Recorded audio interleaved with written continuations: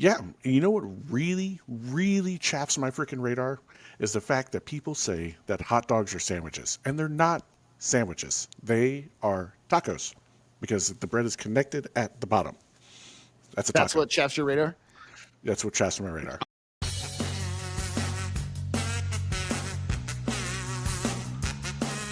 You're listening to the High Alpha Hooligans podcast with your hosts, Fifi, Scud, and Jimmy Chaos. Fire up those afterburners and let's dive in. Rifle kazoo.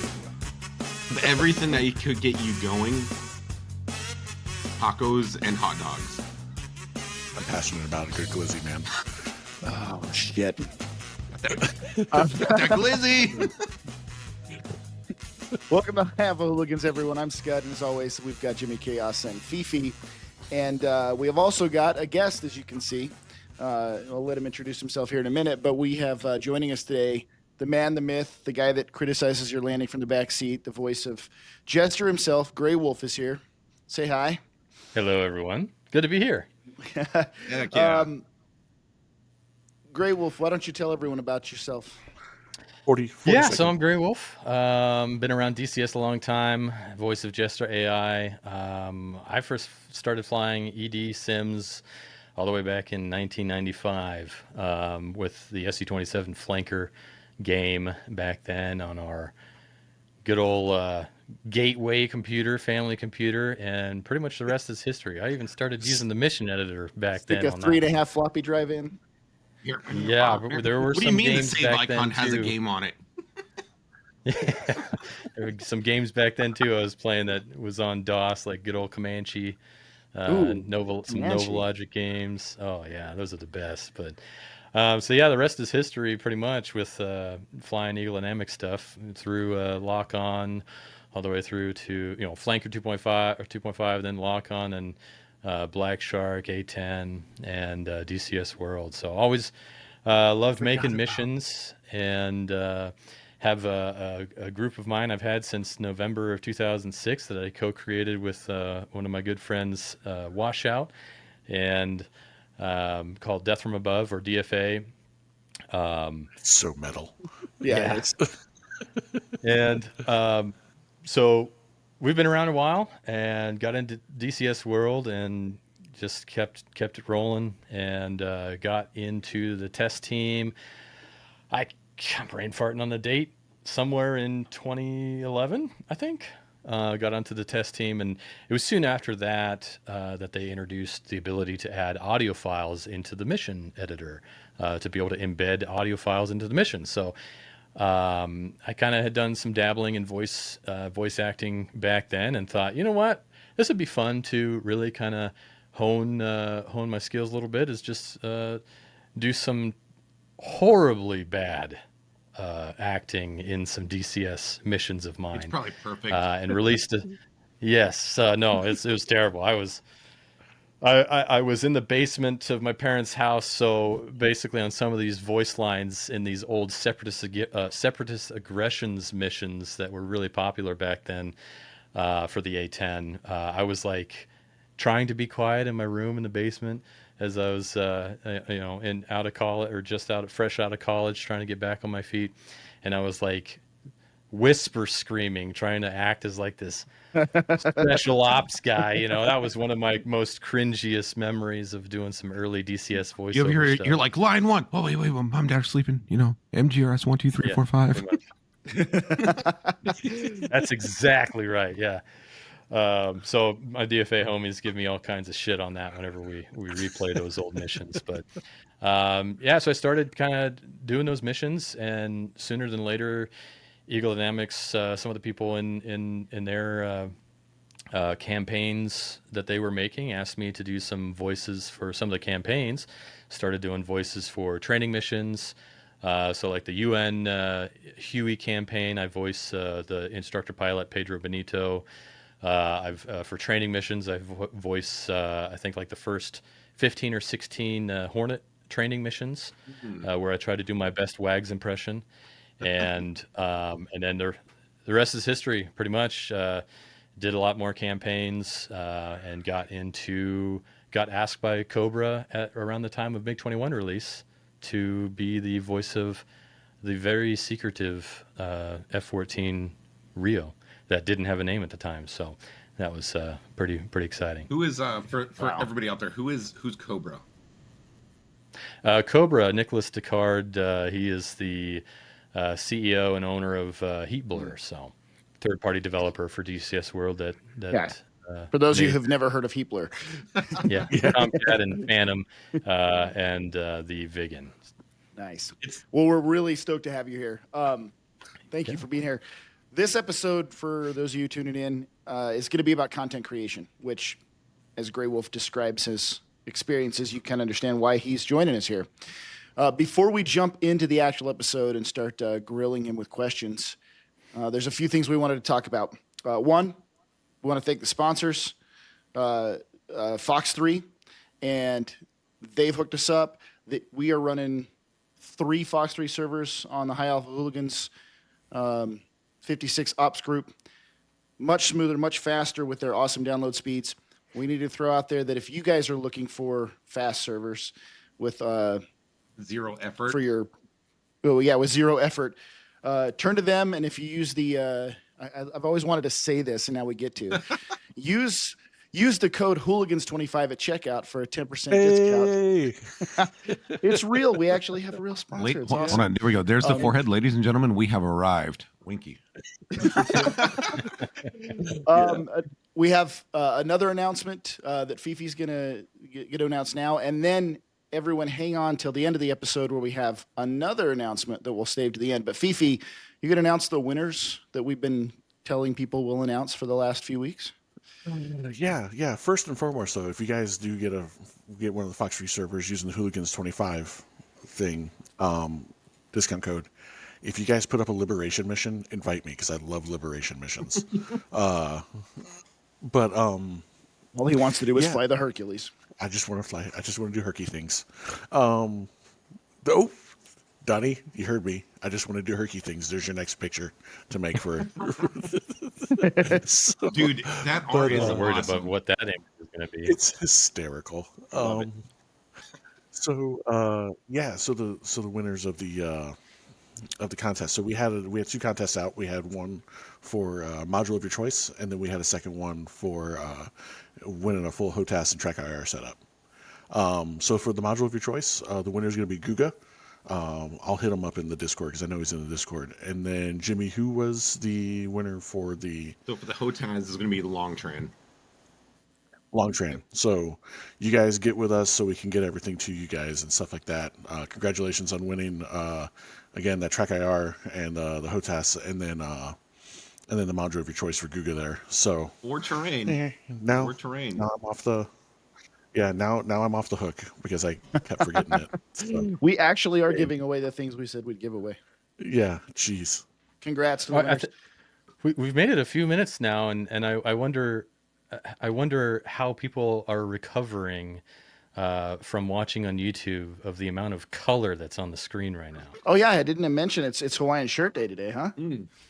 Hey, it's just I don't know where this happened, but it is surfing Bigfoot. He's first the bomb. This is a Christmas Hawaiian shirt. It's got reindeers and Santa Claus on it. We'll work on Fifi for an aviation one, and Jimmy. We'll get you some aviation ones. Oh yeah.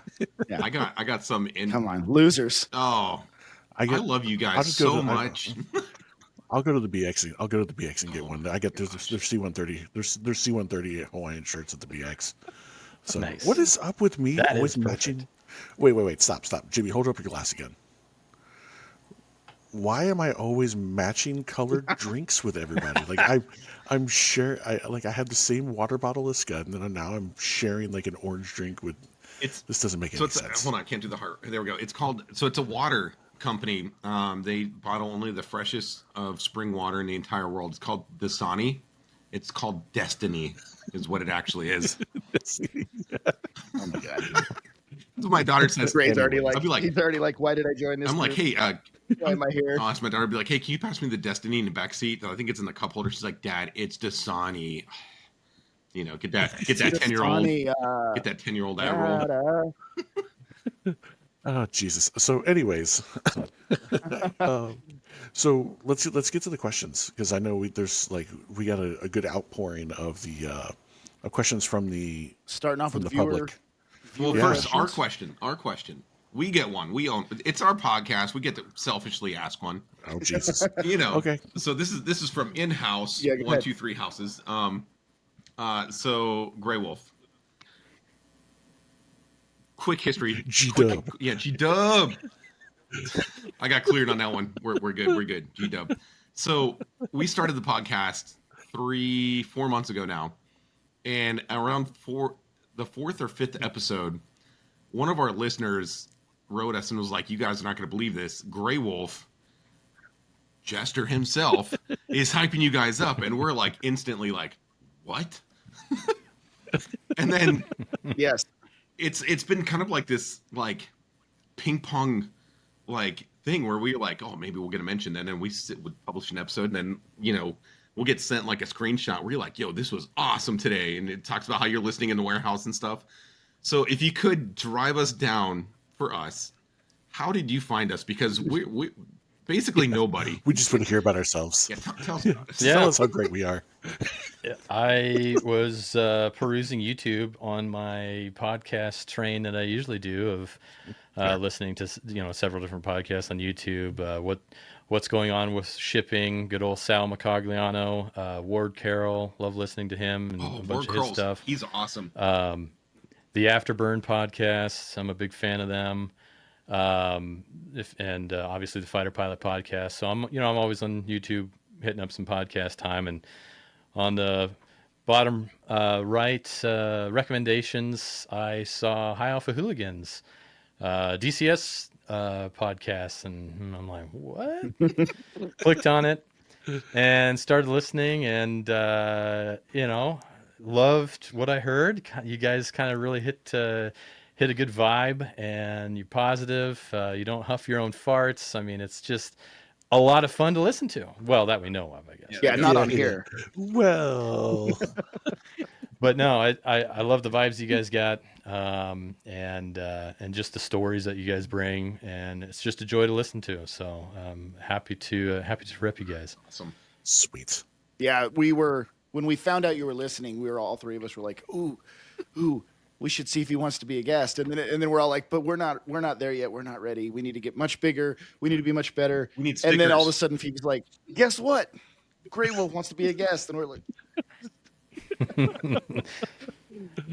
super stoked. Yeah. 100%. Some viewer questions.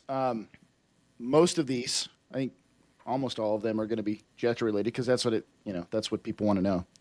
And, got to give the people what they want. As Jester, do you have a favorite line? Yeah, that's going to be definitely pretty tough to nail down, because there's Thousands of lines. yeah, there's over 9,000 lines. I mean, I think that was the one of our number- questions. It's answer over that? 9,000. It's over 9,000. I think with the Phantom, it might be around 12, to be honest. There's a lot crap. of them. There's a lot of them. Yeah. Yeah. So some of the favorite ones, definitely the landing callouts, the taxiing callouts with the Phantom were definitely fun. Getting jazzed for starting a taxi to go on a mission. If you've heard some of those, the bolter callouts for the Tomcat. Hey, can you put this thing down? I really got to take a shit. That's definitely one that's up there with one of my favorites. Or the hard landing ones, my vertebrae just became vertebros. They're so much closer now. So that one was brought to you by 104th Iron Mike, or Alex, Oh my who God. was my director. He thought of that one. About fell out of my chair on that one. Like, oh my God, this is just too good. So yeah. That's funny. That's awesome. I haven't I've heard heard that it. last one. I've heard every single one. Because of you them only land Phantom. perfectly, Scud. Some of us aren't perfect. Around Not here. that airplane. even Phantom. even engine out 40. So I have this thing where I always try to run everybody out of gas when we fly, and I successfully ran Scud out of gas 45 miles out from Anderson when we were flying the Marianas training map, and this motherfucker he he climbs to like 40 something thousand feet. He's like, I bet I can glide this back. And I'm like, no, you're not. And I'm like drooling. Like I was like falling asleep, snoring into my mic because but I wanted to stay up just to watch him fail. Was he And flying that Tomcat? he was flying the Phantom. freaking Phantom. Oh, And he I don't it's on his Twitch stream. He clipped it and everything like that just to make sure that it stays forever immortalized. Yes. But he freaking put that thing into a perfect glide. And not only did he save the jet and touch it down, but he actually got complimented from Jester Yeah. on the touchdown on an engine out landing. I didn't think I was going to make it. And I got lucky because I put the gear down and it didn't come down. And then I fumbled trying to find the emergency extend. And if I had put the gear down 10 seconds early, like if it had come down when I asked it to, I would have made the runway. But yeah, touchdown in the zone on the AOA beeper, and Jester says it was a good landing from 45 miles out. Thank you, Fifi. on release week, it was a pretty big point of pride for the first week or 2 weeks when I was streaming and flying with the homies that I only got compliments on my Phantom landings from myself. And it wasn't the secret. it eventually happened. I did get yelled at, so it was definitely oh man, that really stings. Gosh, Well, I had so many good landings. But That's the perfect segue to the next question, because somebody wanted to know how you feel about hearing yourself criticize yourself when you're flying the Tomcat or the Phantom. yeah, definitely my number one most asked question whenever I'm streaming or hanging out somewhere. But it's fun. I don't know. I was a voice actor, narrator. I do a lot of side projects involving my voice, and so I'm listening to it quite a bit. So it doesn't bother me. I don't know what he's going to say. It's always an experience, and with so many lines, it's not a big deal to me. And even the voice has changed a little bit to be on like ICS kind of effect. So.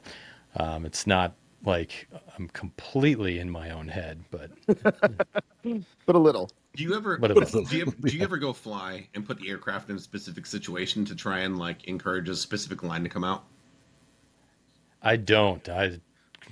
No, I couldn't even tell you what line would even come out, to be honest. Like the stuff that they do under the hood with Jester is just pure effing magic to me. Well, all the sounds, not just Jester, but we had the whole ASMR episode, and it was blown away at the level of depth. Dude, the He's chatting. chattering Put it in teeth. yeah. The chattering teeth. Those are not my teeth, but they're not my teeth. I don't know. I'd have to really try. Well, it could be my teeth. I tell you what, 104th Iron Mike, Alex, he pulled quite a bit of stuff from our recording sessions that I didn't know was going to be in. So they could be my teeth, I guess. I don't know. We'd have to have him on and ask him like, hey, did you? I know he pulled one of my farts. For Jimmy, we got to get a little bit of a fart or There we poop go. joke There in we there, go. right? Check. Yeah, always. Staying consistent. Another question, and we'll get into your server stuff later, but somebody asked, what is the number one piece of advice for somebody who wants to start hosting a server? Make the mission that you want to make, I would say. Don't make a mission. Don't try to dwell on what would others want to play? What do I think, or what do others think would be successful? No, make the mission you want to play. Make the mission you want to have fun flying, and the rest will come. And ask for help. There's a lot of communities out there that love providing help, and definitely want to help new people get into mission making. So yeah, don't be afraid to ask, and don't be afraid to dive off the deep end, and have fun with it. So yeah, definitely. Good advice. Last one from the audience. There's a lot. I just picked a few. And can you give us a little bit, like the quick and dirty background on this? But somebody wants to know what the lore is behind El Rojito. Oh, El Rojito. Okay. So in GrayFlag, so I'm one of the co-creators of GrayFlag, myself and Grimes. If you essentially know Grimes, he's the scripting god and legend himself in the DCS community. one of my best friends that I've had for ages. I've known him since 2007. We've been real life friends. He's come to my wedding. We've gone on vacations together. Love the guy, and he's just a completely purely talented individual. And so he's definitely responsible for a lot of the inner workings of GrayFlag. I kind of do a lot of the design and inside the mission editor type of stuff in DCS, and setting up the campaigns, and and all the setup I do in the mission editor plugs into his engine, really. So we can get into that at some point later. So GrayFlag is a capture and advance multiplayer co-op campaign that Grimes and I designed in 2021, and we started working on it in late September, October of 2021, and we worked on the Syria map first, liberating Lebanon from a hypothetical Syrian army occupation. So it's kind of capture advance. You advance along in the Syrian Lebanon liberation. You advance along two lines of advance, or lattices, essentially. So you clear the objective. There's capture zones. You can use helicopters to transport troops, tanks, vehicles, etc., logistics. You need all kinds of fixed wing to do fighter sweeps. There's massive bases that have SAMs. There's QRF supply bases. So long story short, capture and advance campaign. And so when we first set out creating it, we knew we wanted to do a little bit of something slightly different, in that we wanted it to be a co-op campaign, PvE, player versus environment, that people, including us at DFA, could hop on the blue side and just vibe and plan our missions out and execute them. So, but we also wanted an aspect to just essentially jazz it up, or add a little bit of spice, so people weren't flying against the AI all the time. We thought, it might be fun if we at DFA, who essentially make GrayFlag and manage it, if we it's not the admins, because that'd be just very, very few of us, but any DFA member can hop on and fly as the red side with very strict stipulations. And so that's kind of how El Rojito got its start. Not necessarily the name El Rojito, but we would go on, we'd smurf our names on the bad guy side, and I set up my ground rules, and we even have it in a document of little behind the curtain kind of action for you. But we want to fly as what we think the bad guy Air Force, how they would fly, which means you're defending your homeland. That aircraft you're flying is a national asset that needs to make it back to defend our airspace. So we don't lemmings ourselves against the Blue Four. We are very calculated in how we employ our sort of Red Four sorties. And eventually, as we progressed on more campaigns, releasing more campaigns, we did first the Syria, Lebanon, then eventually we did PG, where we followed along our original Iranian Intervention DFA campaign that I morphed into a GrayFlag campaign, where we liberate or invade southern Iran and all the islands. So the PG happened next, and then I went back and revisited Syria by doing a coin one, and then eventually made Marianas and Caucasus one, and now currently working on a Cold War Germany night set in 1991. So eventually I'll do a modern one of the Germany map. I'll do a modern one, but the very first one is going to be 1991 in a hypothetical the Cold War didn't end kind of deal. Gorbachev got assassinated, and then it just spiraled. So that's kind of the lore. But so eventually, after PG released, we're all smurfing our names whenever we wanted to fly as the Red Force side. And so one of our guys kept picking the name El Rojito. And so all of the Blue Four guys kind of kept or the puppies, essentially, that we kind of colloquially call them, the puppies, is they started noticing and That's talking us. about this. Okay. The dirty puppies. Yeah. Yeah. Started noticing and talking about El Rojito. There's, oh shit, El Rojito's on. Oh man. Oh, let's go find him. Come on, let's group up. Let's go find where he is. And so that's kind of the spice that we love to add of like, helping the Blue Four kind of do a little bit of teamwork and teaming up, protecting each other, because El Rojito is probably gonna, or his buddies, his cronies, are gonna go after the lone wolves, and pick him off because he's defending his homeland. So El That's Rojito happened, and some people got a little angry, but we tried to use it essentially as a learning element. Hey, why is El Rojito killing you?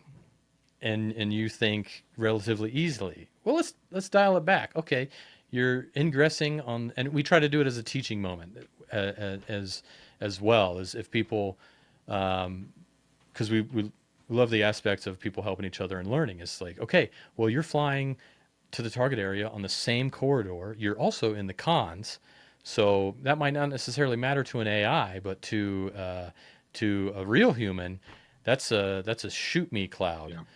Happening. So so we tried to use it as a bit of a teaching moment. I kind of did a little bit of a post of like, hey, here's how you can be a little bit better employing your aircraft to survive. So but we as DFA, because there's a lot of toxicity in player versus player type stuff, whatever. Yeah. In general, there's a lot of toxicity out there.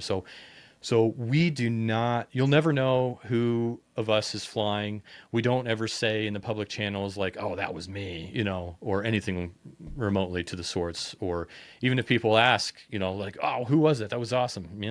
You won't get it out El of us. Rojito. El is the Rojito.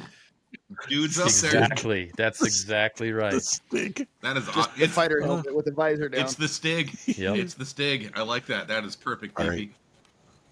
That's picture number 2. Someone needs to make an El Rojito Stig AI picture now. in a flight suit. With like, Flight Stig suit style with the on a Stig flight white suit. helmet. Yep, there we go. Yeah. So Yeah, long story short, that's who El Rojito is. That's a little bit of GrayFlag history. So That's cool. that's That's fun. So back back when I was in the military, we had a saying, shared camaraderie or shared adversity always creates camaraderie. Like when you have something that you have to tackle as like a team or unit. yes, we love And Also, That's called trauma bonding. yes, Okay, also known as trauma bonding. I think there's definitely some people in the community who would agree with that. I call it shared adversity. You know what I'm saying? Yeah, that's a very political answer. That's definitely the answer that I would hear come out of a first sergeant, where I would just roll my eyes afterwards. Yep. Knife hand. No, it's a Shared adversity. snapping point. This Hey, guy. you Go back to your office with your coffee. Knife hands. snapping point. Snapping point. Yeah, no, knife hands the drill sergeant, first sergeant, snapping point. Hey, you. Now, You seem very much, Jimmy, like the first sergeant that got through to people by being the disappointed dad. Oh, dude, 100%. You're not wrong. At what point did you think that this was gonna work? Like, can you walk me through this process? And you're like, Yeah. You can yell at him all day long and they don't give a shit, but he's like, I really thought you'd do better than this. And then but also, no, my favorite. but I'm also not the mad. guy. I'm disappointed. My favorite. But also the guy who. Go ahead. My favorite's like, well, I'm just so sorry. I don't need you to be sorry. I need you to be better.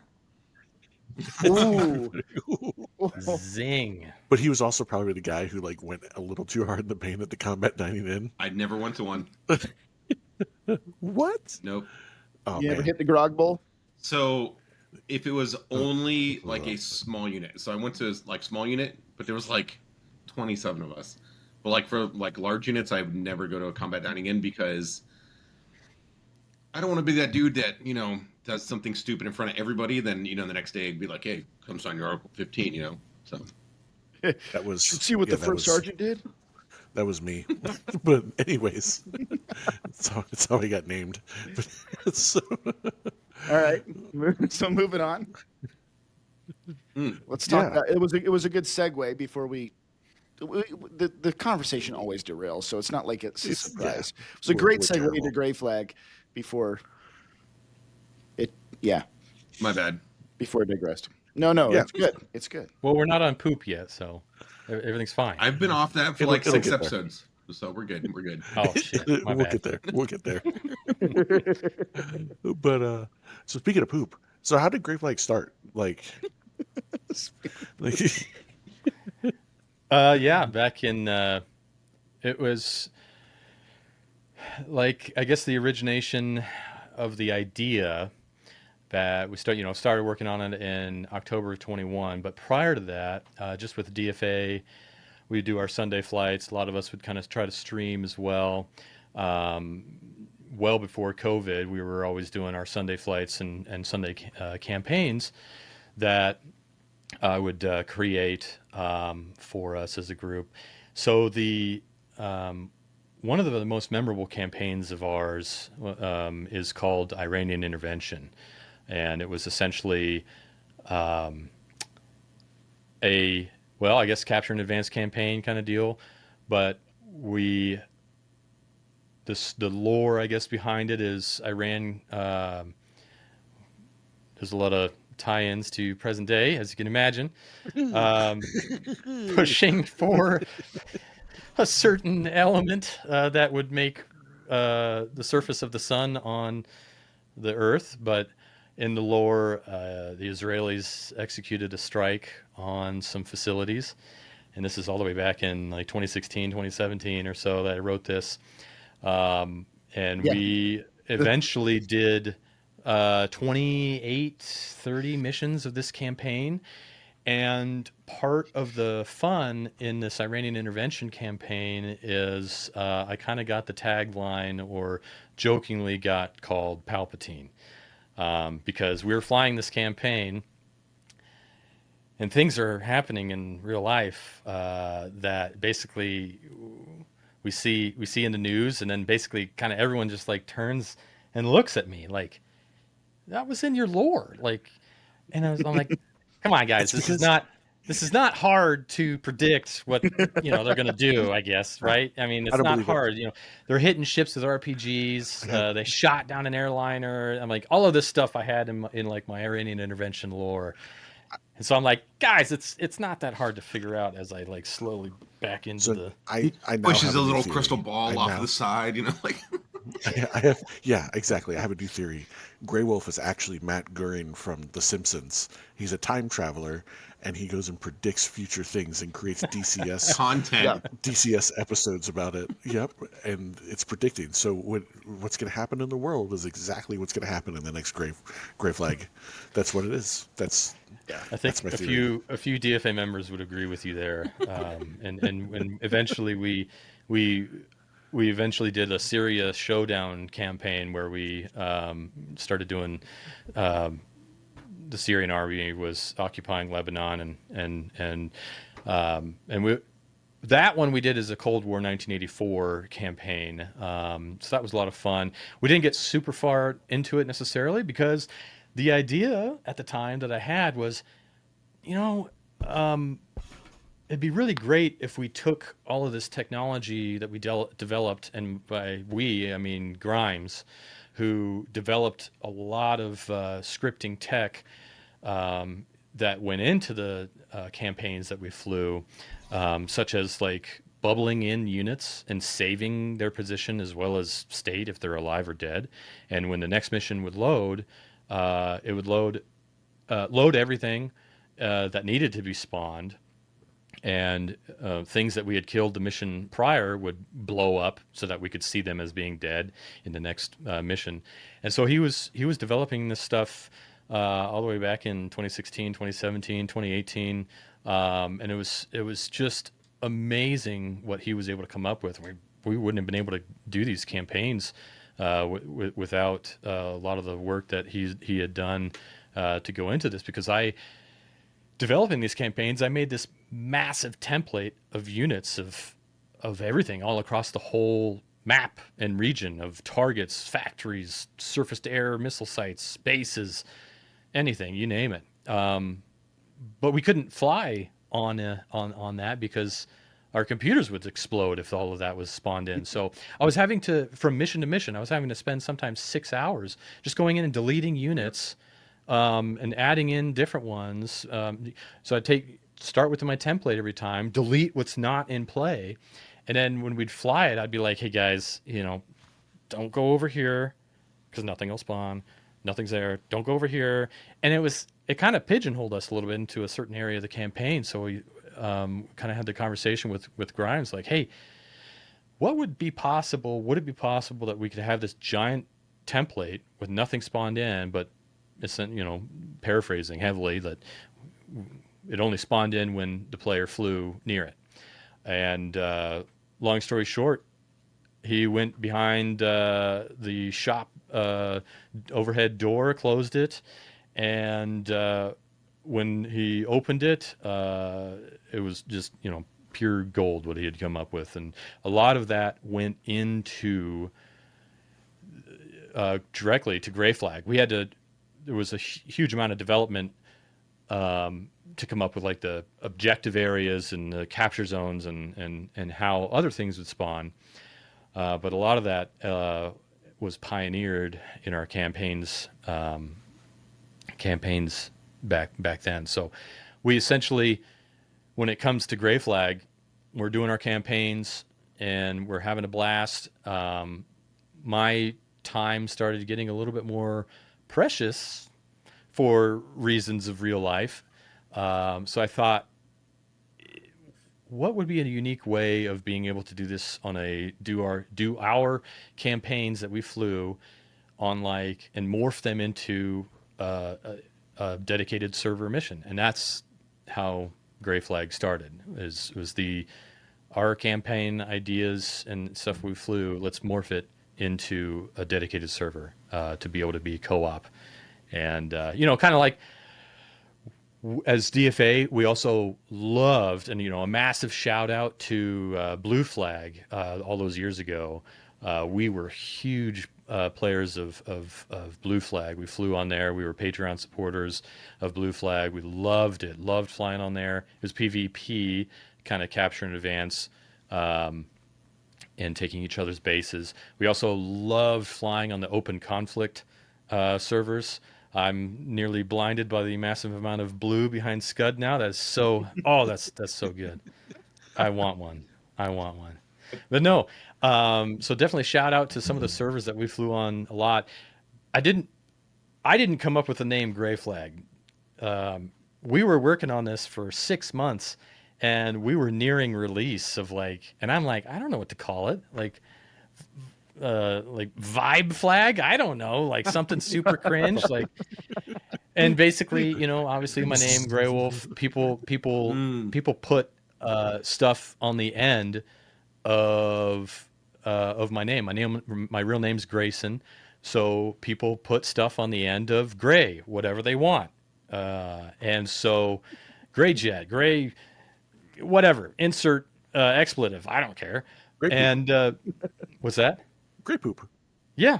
And so it became, one of our DFA members was like, no, what are you talking about? It's GrayFlag. Like, shut up. Like, what are you doing? It's GrayFlag. Are you silly? Like, okay. Okay then. It's GrayFlag. Sure, why not? So that's the history. How many? Nice. So talking about your servers, it's so DFA is huge. How many servers do you guys run? I spill all over myself. Oh my gosh.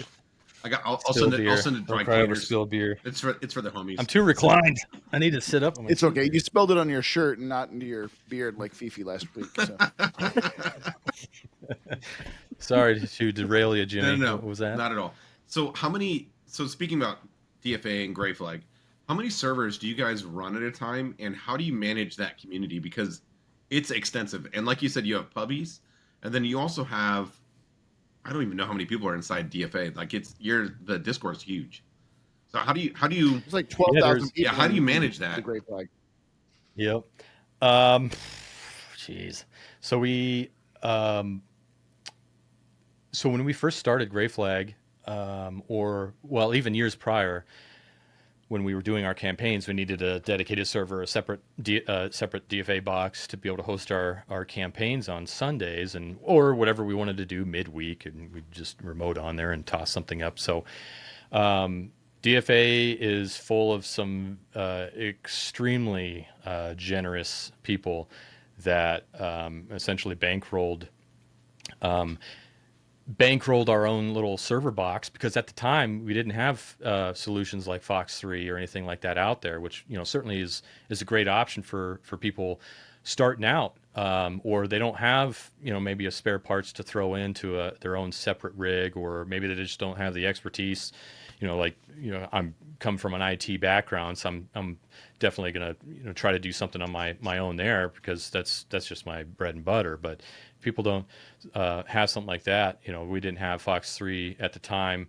I'm not sure when they started, but so DFA members, we kind of bankrolled a server just prior to GrayFlag release, because prior to that it was just spare parts builds that I had laying around, and it was very obvious that we were going to need a lot of RAM to host GrayFlag. So we purpose built our own server box that's in my basement here. I got fiber connection kind of deal, so it's more than capable to handle the upload in question for a server. We have several virtual machines or VMs on the server that host each of these. So we have 4 public gray flags.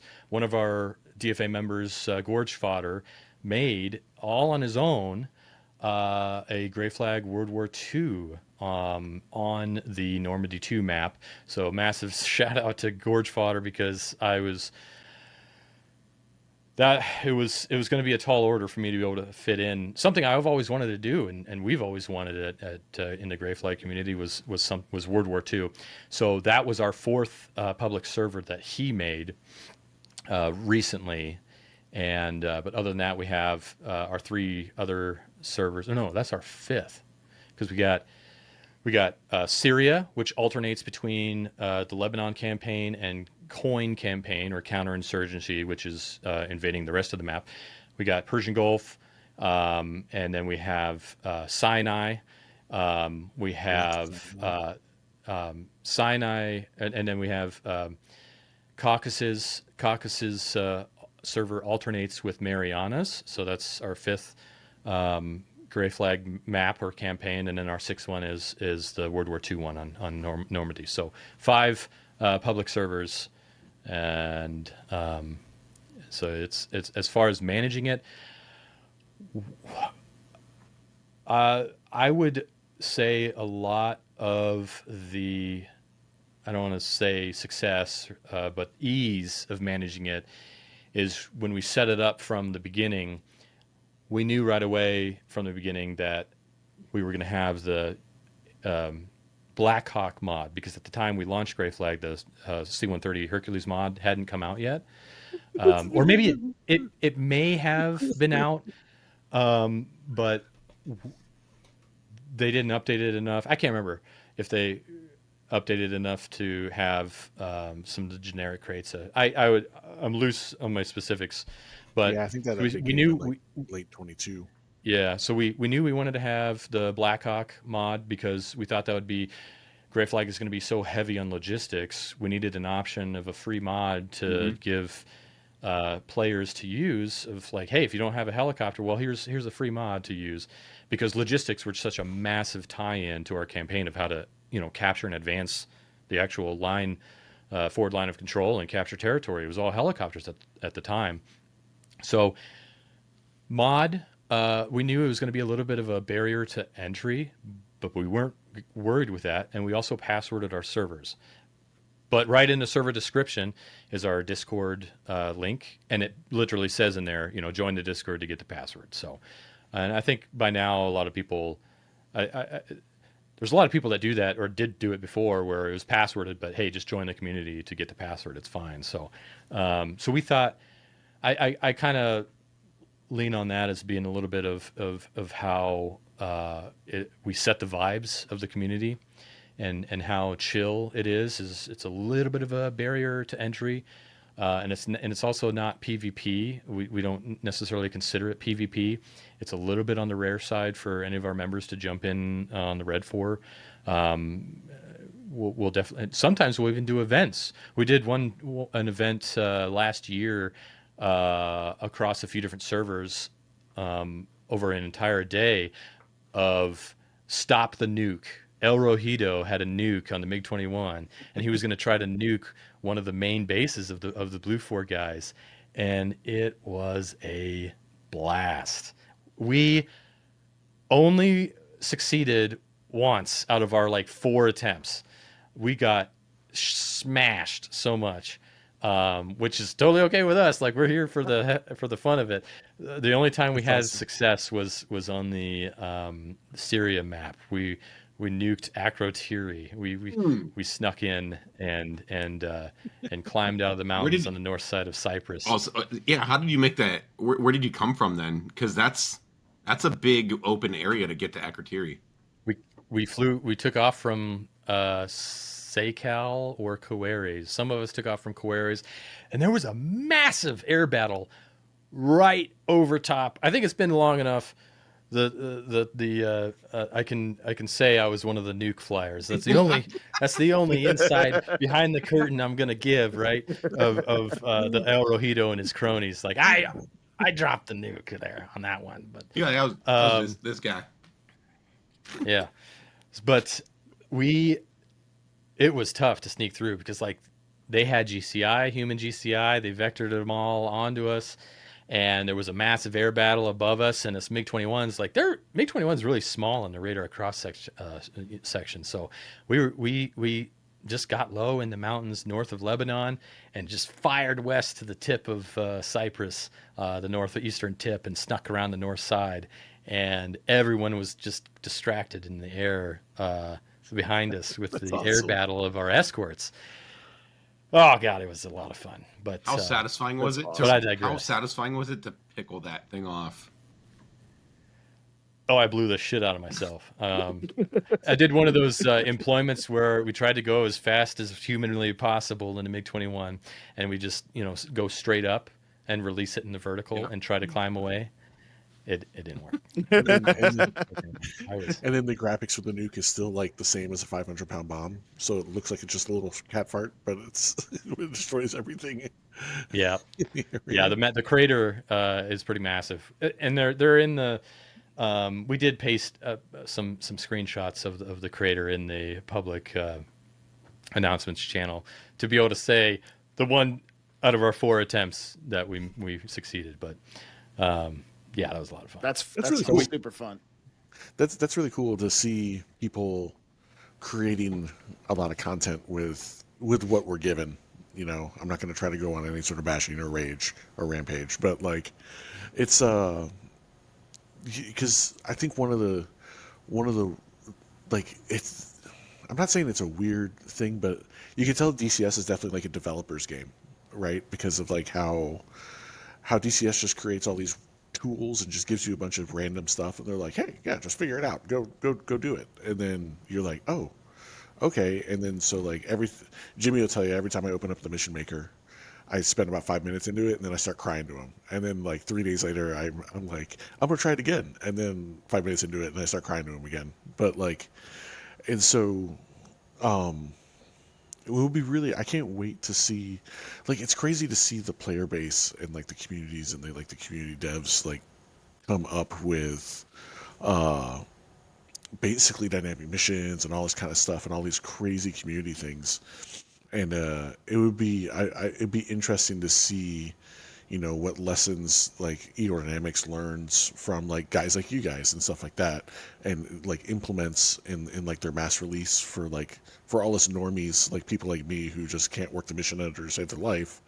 Because again, one of my favorite campaigns is the Liberation series, because it's easy. It's like plug and play. I can just like click, Dropbox, and host. I hope it comes to being like that, because I think that will help solve a lot of burnout issues with mission makers and with players. And I think that's a cool discussion in the sense of like how everybody deals with burnout. And and how we do that, because like here with us in the hooligan /56 I'm still getting used to the merger. Like, we'll bounce between stuff, and like I finally put my foot down. I'm like, I'm tired of flying the Hornet all the time. I can't believe I said that, but like Glue's gonna kill me. But like, I decided to like dive in and learn the Phantom more, and then we fly Warbirds a lot now. Yeah. So Satisfying. what are your favorite? Yeah. So what's your favorite ways to kind of like decompress and move off of things when you're you've been doing burnout? DCS for 20 years. How do you keep the passion? How do you stay having fun? Is it the nukes on people? Like, Definitely, yeah. The burnout happens. That's for sure. There's all that's a very relative topic. But no, what keeps me coming back is for sure vibing with the homies, flying a mission together, picking a target, figuring out ourselves. Okay, how do we want to ingress on the target? How do we want to employ weapons on the target?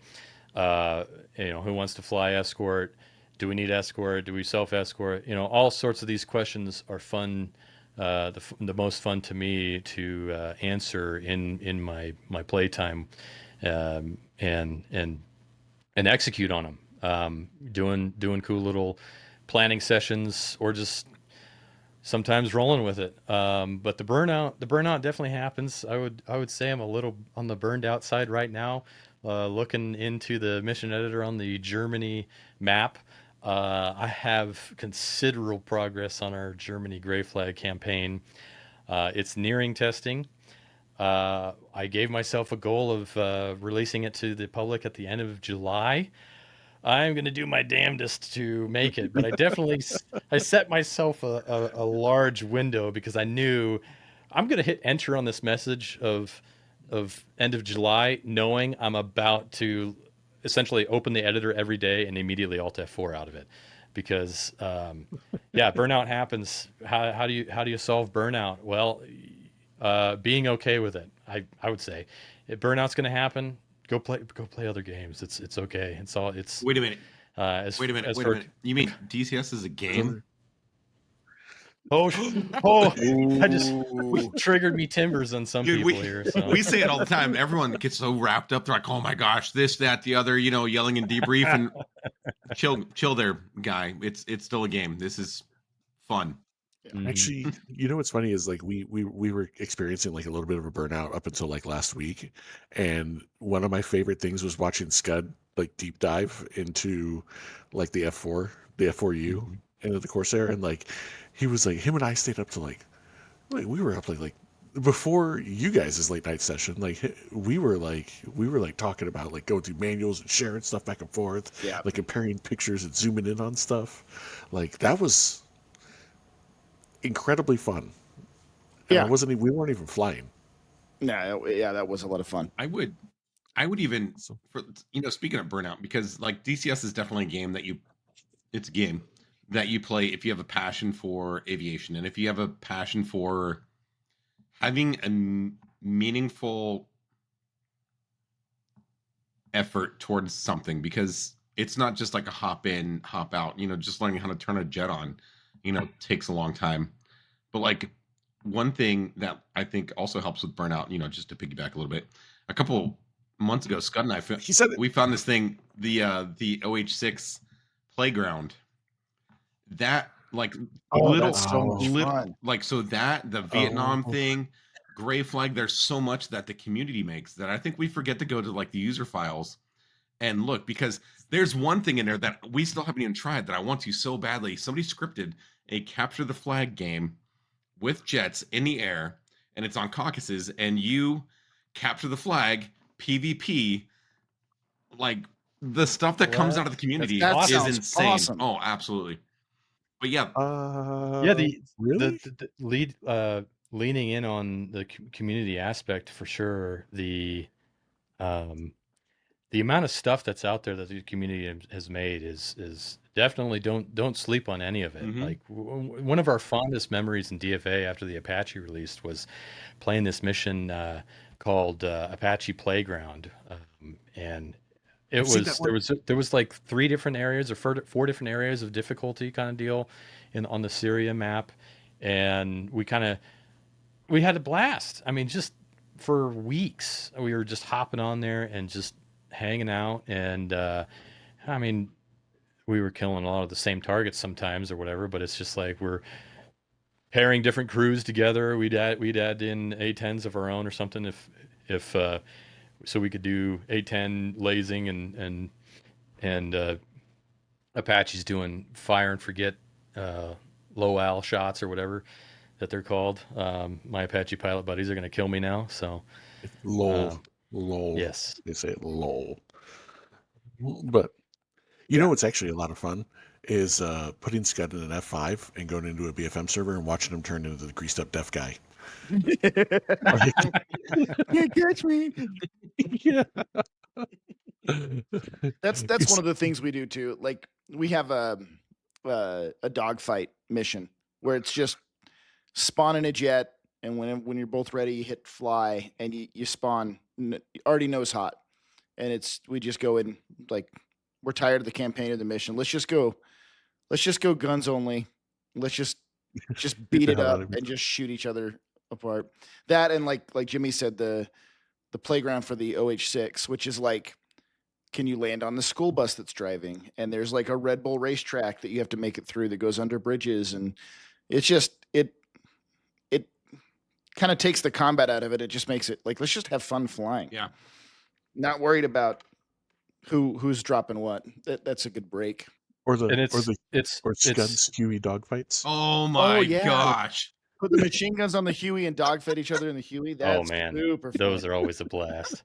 One of my fondest memories of testing years ago was when the Huey was still in testing, and we would do just that. We would just do Huey dogfights and fly on the Caucasus map in the canyons, and just try to shoot each other down or ram each other, like literally ram each other.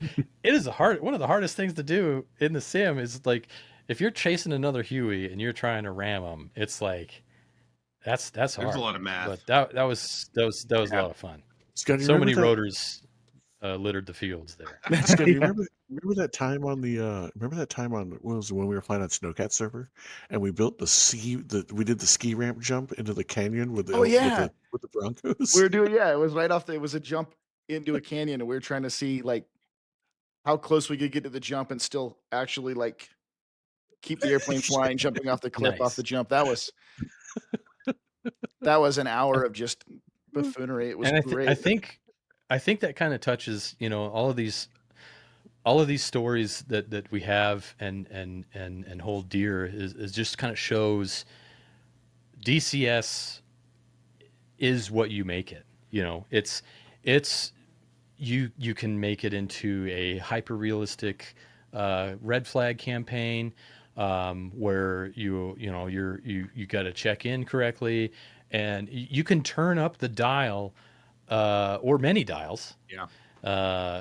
And just turn them all uniquely to what fits your play style, what fits your community style, or just get in there and just have an insane amount of silly fun. I mean, DCS is truly a sandbox in that it is what you make it. And I think that's a lot of what Eagle Dynamics has in store for people that buy their products. There's definitely some stuff coming down the pipe that I'm curious and interested to know more about, like the dynamic campaign. And what's that? No. Oh no, yeah, not a whole lot. I'm definitely very interested and eager for the full C-130 module for reasons of GrayFlag, of course, and what the story of the C-130 in GrayFlag is fascinating to me because I didn't know if it was going to take off. Like, right? Like we Literally thought, okay, it or would be really cool to figuratively? both, I guess. I don't know.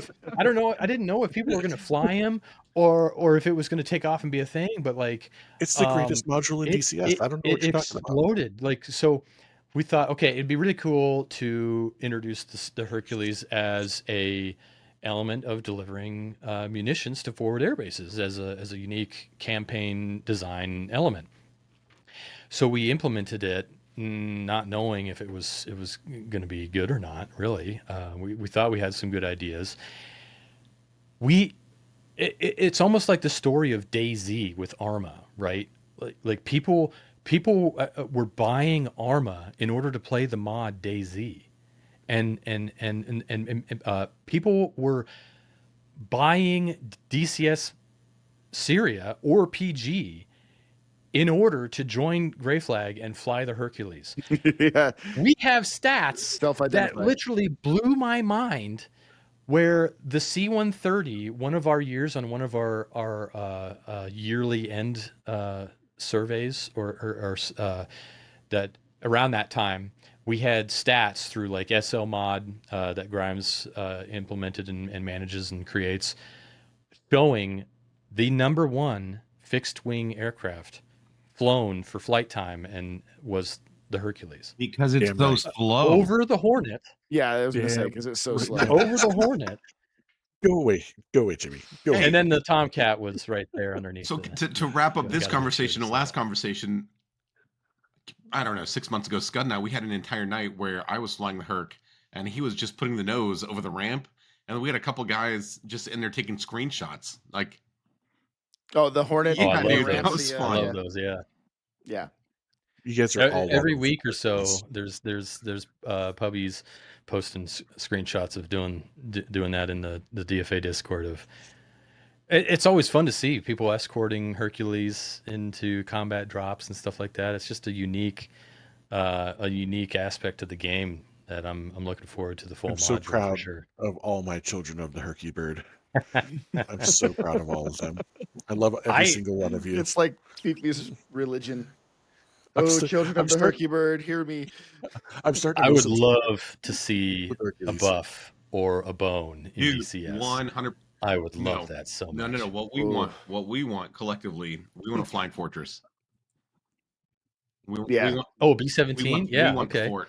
That would be really cool. Yeah, I mean, go Mhm. fly a sortie. Yeah, who knows? Maybe with Yeah, Airplane Simulation Company doing the Hercules, they'll do another 4-engine aircraft next. tell me that because Yeah. you said it several times. Like, the best part of DCS is doing fun things with the homies. Imagine, Yes. taking off at Manston, right outside England. Can you tell Jimmy's had this entire thing thought out for months? You get into a bomber formation. We got Scud flying. Because that's his calling in life.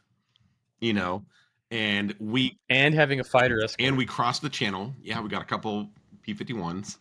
We cross the channel. We go lay some hate, on wherever, and then we fight our way back. Like, tell me that's not the idea, or like the concept of like the apex of fun with the homies in DCS. Like, you fill out every gun, every And then- position. Just imagining all being in that aircraft with one engine down and Oh, it'd be a great. second engine running high on oil temperature, Yeah. or low on oil pressure or whatever, and just having to try to get back. Yeah. Yeah. And then Jimmy starts singing "Oh Danny Boy." Oh, Danny Boy, dude, I watch Great movie. I watch that movie probably once every 3 months or so. The Lancaster's in development, so we Yep. may get something like that with Lancaster. And I do agree. I think that a World War II bomber like that would be like multi-crew awesome, Could because be a nice injection of yeah. you'd have to have somebody Imagine- flying, right? But anytime you're going to get engines are going to overheat, they're going to get shot up.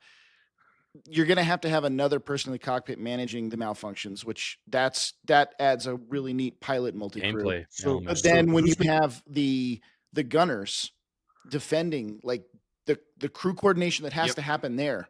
Who sees what? Fighters coming in 2 o'clock stay high, alive. and everyone's swinging their guns. Yep. So like, if you're not talking about where the threats are, so I think that is a really cool like multi-crew. I think the I get B-52 if- will be a flop. You think so? Except for us. It's I mean, I flew it. I Especially love it. It's a us. great plane. It's a weird type of crew intensive.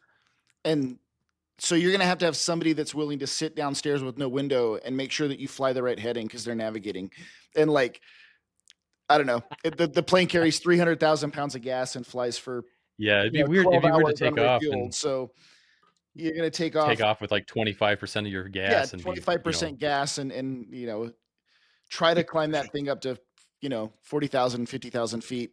It would work on a big worldwide map if you put it far enough away as a mission builder to force people to have to drive in the fight. And then finally catching up to the tanker in the buff, and then all you hear is return pre-contact. return pre-contact.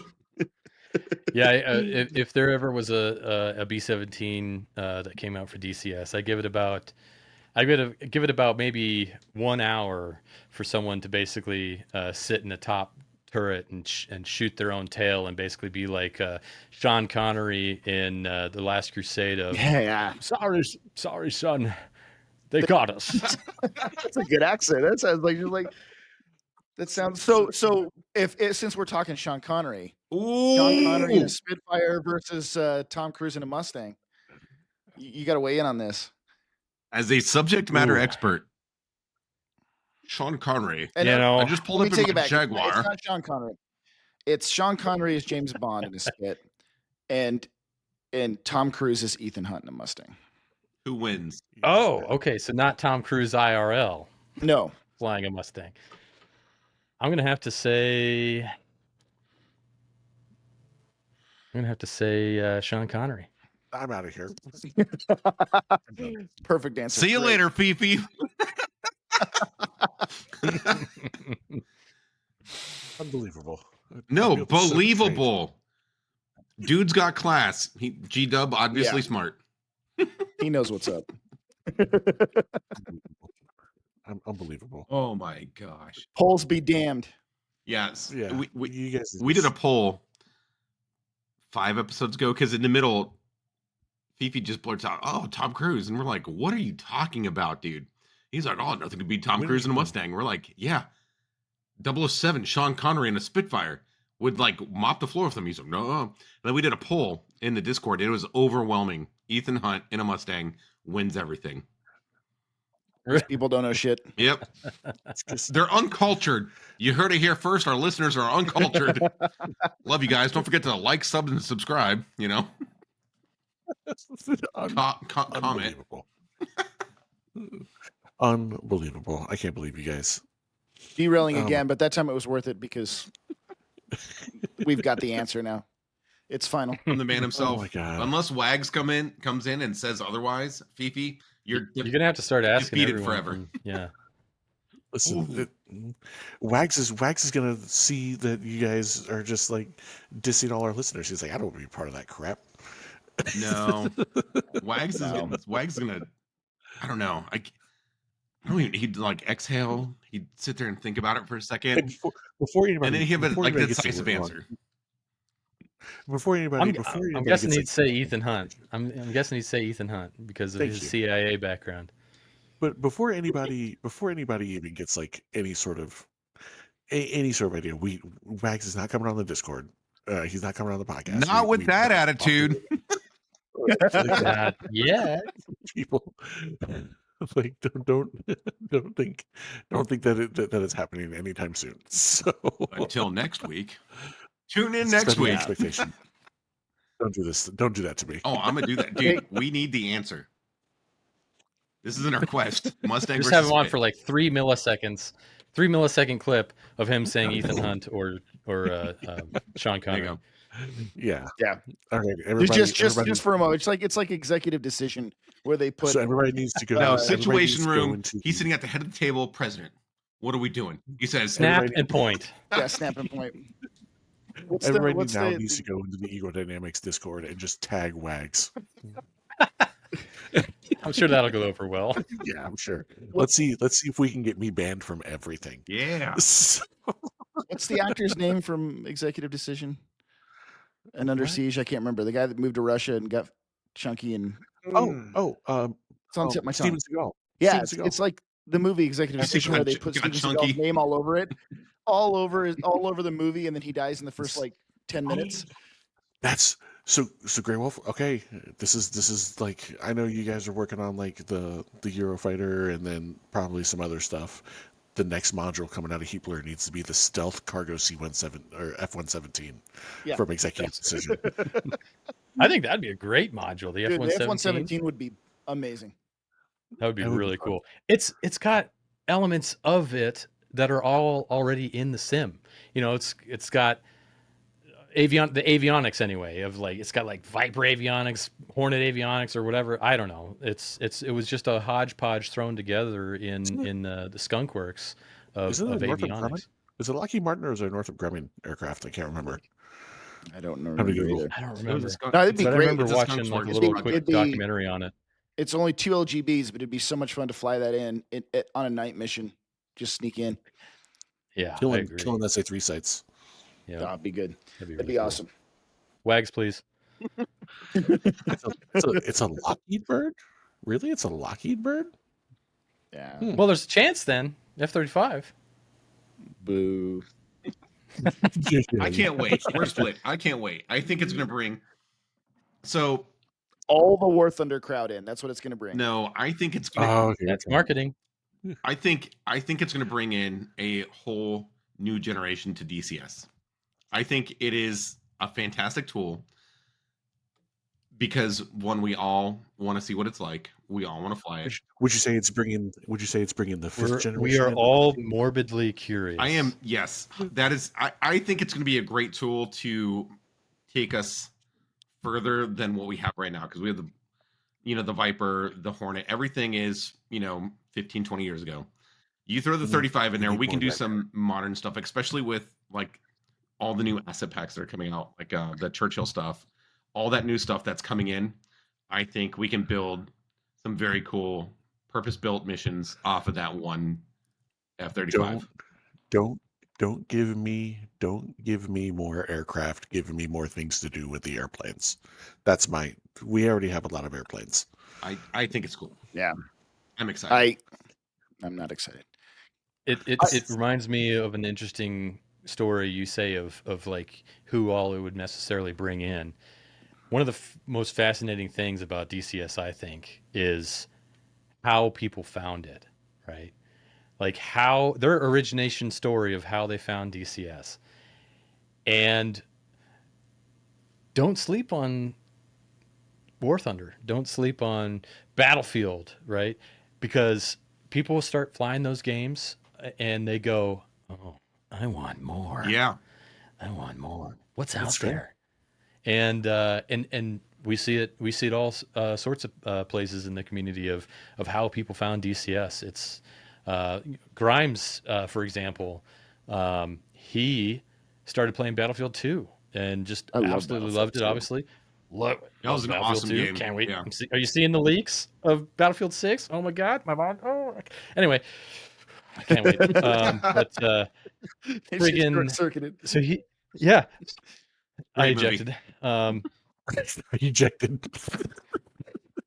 So Listen. Grimes found his way into lock-on from playing Battlefield 2 and flying all the jets in Battlefield 2, flying the helicopters in Battlefield 2, and just getting really freaking good and just wanting to see what else is out there. And he found his way to lock-on and then DCS. So Yeah, but see, it's cool how people find Yeah. it. my worry is not that it's bringing people in. My worry is that like Battlefield 2 or War Thunder, and that people want more. They want more systems, more reality, more stuff that makes them feel like they're in the airplane. But they're grabbing an airplane that we don't have a lot of information on systems. ED, and I'm not beating on ED, but when somebody asked about the flight model, their response was, "We watched it flight air shows." And so I want to feel like when I'm in an airplane in DCS, I'm getting a product that's going to react as real as they can make it. And I don't think the data is out there for that yet. That's my worry. And that's why Is that you're going to shave off some realism to bring in people rather than bring in people for all the realism. That's my concern. I think it's amazing what you can pack into a product within 2 weeks. So Yeah, everything's 2 weeks away, right? C-130 is 2 weeks away. Yeah. Hellcat's 2 weeks away. Before we wrap up the episode here, and we're running a little long, but it's worth it on this one. it's okay. We did have an announcement that I said I'd bring up at the end. Stay tuned and listen for more details as we develop this idea. But as we put this episode together, the idea was brought up to put out a little competition where myself and Jimmy and Fifi are going to escort Gray across the map on a server that everyone's invited to join. And there will be a prize for whoever shoots Gray down. And it's going to be us three in F4s and Tomcats, and that's all we get. And everyone else gets to jump in and hunt down and kill Graywo1f, unless we can help it. That way you can shout, "Jester's dead" over it. Jester's dead. Jester's dead. And there's going to be a prize for this one as well. Gray, do you want to tell us about that?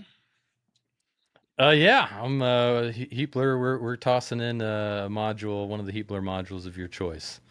So I'll attest to that, and I'm looking forward to it. We'll get some details wrapped up. We'll get it put together and announce it on the podcast. Pay attention to the Discord as well for updates on that. We'll let you know when it's going to happen. But yeah, you kill Jester, win a prize. Yeah, we're gonna have to come up with like cool rules for it, but we'll discuss that later. Cool rules, guns only. No, God. We'll run out of gas before then. Yeah. Great.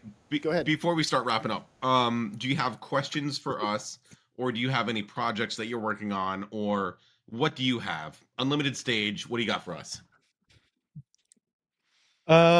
So GrayFlag aspect, I'm working on Cold War Germany. That's exciting. Yes, that's gonna be good. We're gonna open that up to our supporters for testing.